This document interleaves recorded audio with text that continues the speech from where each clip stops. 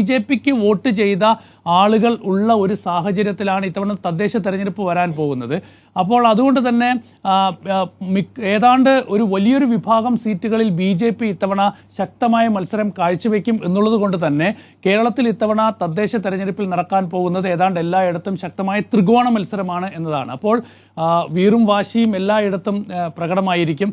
ഏറ്റവും പ്രത്യേകത എന്നത് ഈ തദ്ദേശ തെരഞ്ഞെടുപ്പ് പൂർത്തിയായ ഉടനെ 4 മാസത്തിനകം നിയമസഭാ തെരഞ്ഞെടുപ്പ് വരികയാണ്.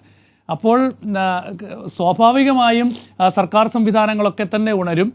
LDFനെ സംബന്ധിച്ച് പ്രതിപക്ഷത്താണെങ്കിൽ പ്രതിപക്ഷത്തിൻ്റെ സംവിധാനങ്ങൾ ആകെ ഉണരും. അപ്പോൾ ഈ താഴെത്തട്ടിൽ ഈ പാർട്ടിയെ എല്ലാ പാർട്ടികളെയും കൂടുതൽ സജ്ജമാക്കാനും ഒരു തെരഞ്ഞെടുപ്പ് ആവേശത്തിലേക്ക് പൂർണ്ണമായി ഉണരാനും ഒക്കെ തന്നെ പ്രേരിപ്പിക്കുന്ന ഒരു തെരഞ്ഞെടുപ്പായിരിക്കും തദ്ദേശ തെരഞ്ഞെടുപ്പ്. ഒരു വലിയൊരു പൊളിറ്റിക്കൽ ഫൈറ്റ് തന്നെയായിരിക്കും. പക്ഷേ പ്രാദേശിക തലങ്ങളിലൊക്കെ തന്നെ അതിൻ്റേതായിട്ടുള്ള വ്യക്തിപരമായ ബന്ധങ്ങളൊക്കെ ഉണ്ടാകും. പക്ഷേ ഒരു വലിയൊരു പൊളിറ്റിക്കൽ ഫൈറ്റിനുള്ള ഒരു ഉണർന്നെണീക്കലായി വേണമെങ്കിൽ നമുക്ക് കേരളത്തിലെ തദ്ദേശ തെരഞ്ഞെടുപ്പിനെ വിലയിരുത്താം.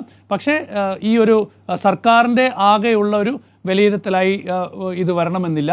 എങ്കിൽ പോലും ഈ ശബരിമലയിലെ ഈ സ്വർണ്ണ വിഷയം വലിയ ചർച്ചയാകും. ഇപ്പോൾ പുതിയ അറസ്റ്റും പുതിയ സാഹചര്യങ്ങളൊക്കെ തന്നെ പരമാവധി ചർച്ചയാക്കാൻ UDF ശ്രമിക്കാൻ സാധ്യതയുണ്ട്. BJPയും അതൊക്കെ തന്നെ ഇന്ന് അവരുടെ പ്രതികരണങ്ങളിൽ നിന്നൊക്കെ അതാണല്ലോ വരുന്നത്.